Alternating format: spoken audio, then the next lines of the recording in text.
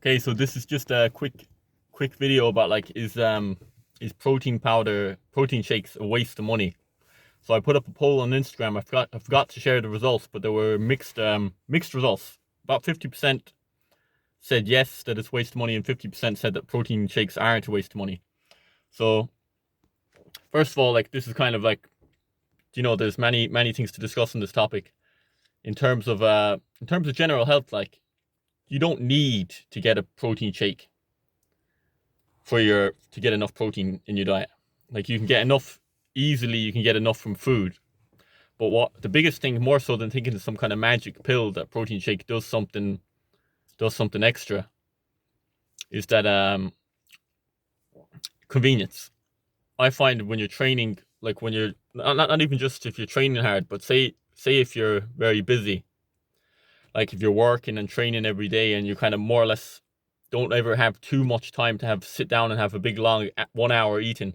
You might have 10 minutes at break time or 10 minutes before work. You can't be taking your time eating, kind of. You're in a bit of a rush.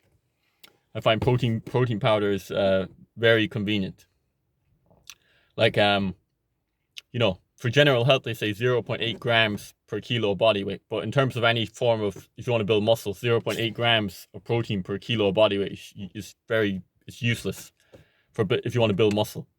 So say, for example, if you want to be 100 kilo, if you want to be 100 kilo of, as solid as possible, not just 100 kilo and, big belly on you and kind of man boobs if you're competing in sport. Because that's not going to do you any good. Fat doesn't produce power and it doesn't produce cardio. It's just dead weight. So if you had to have 3,500 calories to maintain 100 kilos, let's just say, for example, if you're going to be having Coca-Cola and crisps, just junk food, like, compared to if you have your right amount of protein, if you have your 1.5 to 2.2 grams of protein per kilo of body weight, I think if you want to be have as much muscle as possible, 2.2 grams per kilo of body weight, or 1 pound, 1 gram per pound of body weight, like the high end of the recommendations, not the low end. If you want to have as much muscle as possible, um, that's what you want to be aiming for. Because if you have 3,500, say if you're competing, let's say if you're an MMA fighter or a boxer or a judo athlete and you're competing at 100 kilo weight class and you're eating 3,500 calories, you're doing your MyFitnessPal, logging your calories, you're eating the right amount of calories, you're eating 3,500 calories, but you're going eating fast food, ice cream, chips, burgers, Coca-Cola, and you're wondering why, and you're training pretty hard. Say you're training pretty hard, but you're wondering, and you see this professional athletes, even some of them could be on steroids, but they still look like they look out of shape because their diet is shite. Like, fat doesn't build muscle. Fat's primary function is insulation. It has some benefits for your hormones also, and it's also an energy source for low intensity exercise. But like proteins, look, if you read biology books that you read in school, protein isn't just some kind of gimmick. Protein, its function is to grow and repair cells. So when you train, you break down cells. That's what happens when we train. When we rest, we recover. But part of the recovery is sleep, and then part of it is diet. So diet, you eat your protein, which grows and repairs the cells that you broke down during training. So I'm just, before dismissing, like, I used to kind of think, oh yeah, when I first went vegan, some vegans playing down, oh, you don't need much protein, you get enough from your diet.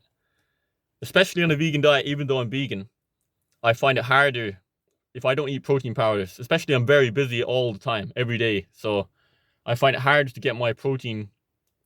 My protein drastically varies when I don't have my protein shakes, way lower, and it's not as good for muscle building, or not even muscle building, maintaining my peak muscle.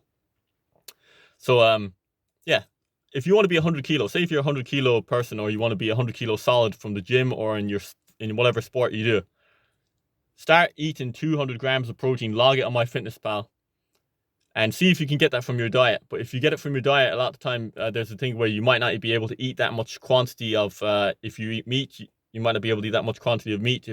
If you're vegan or a vegetarian and you eat beans, you might not be able to stomach that amount of volume of food. Also, if you do it from meat, here's the other thing. A lot of the time you're getting a lot of fat with it. a lot of junk fat that's going to be stored in your body, and your calories are just going to go up. Whereas if you have protein powder, it's just the protein you're taking in. 4 calories per gram of protein, 9 calories per gram of fat, and 4 calories per gram of carbs. So generally, like when people eat a lot of protein from animal protein diet, they eat a lot of fat as well. And then if they're doing it from a vegan diet, they just don't eat enough protein because they just can't stomach that much. So I recommend get your protein powder and eat 2 grams of protein per kilo of body weight. See how you get on. Log it every day for a month. Keep doing your training, see the difference, and let me know what you think.